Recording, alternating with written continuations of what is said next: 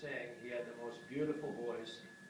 He would sing "Roll Out the Barrel," which of course he had to do always. That was mandatory to help liven up our Rocky Point rambles, which he loved dearly and loved going to, and always made it a point to come down, and he would get up. Of course, a few margaritas helped, but he would get up there and sing the most beautiful renditions of "Roll Out the Barrel," "Edelweiss" from Sound of Music, in German and English, and usually accompanied by our Mexican mariachi band or some player who was there at the hotel patio. And it was usually in December, so he sang at the end of his performance the most beautiful version of "Silent Night" that I've ever heard, both in English and German. So a little bit about Walter, and I was reminded by Monica today about his early life that he told me one time. He started in Czechoslovakia and left Czechoslovakia during the war.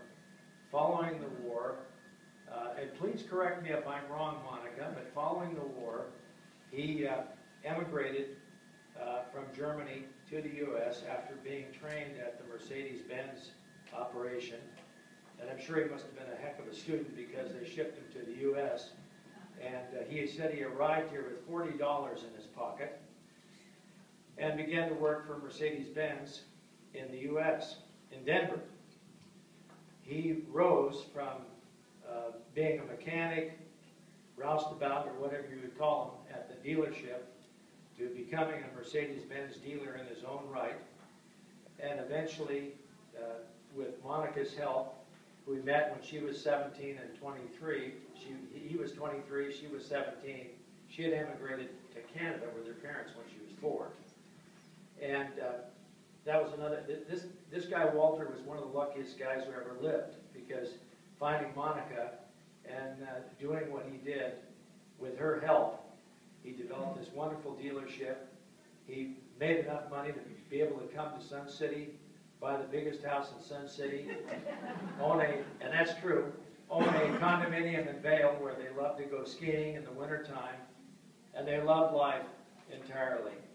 And what made me saddest is when I heard that Walter was sick, and I called Walter, and we talked about the good times, and his wonderful sense of humor continued to come through, even though he was very scared and upset, as I was too.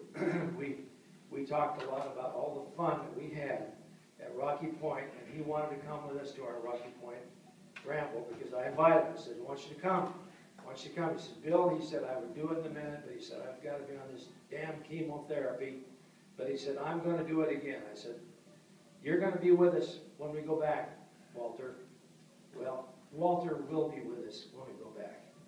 His memory will be with us forever. His wonderful songs and the memories of his singing, his jokes, his fun will always be with us. And those of you who have photos to share, Judy made up a little collage that's being passed around of Walter, and what a wonderful guy he was, and all the wonderful times we had with he and Monica at our various excursions. But of all of them, he loved Rocky Point the best. And we love you too, Walter.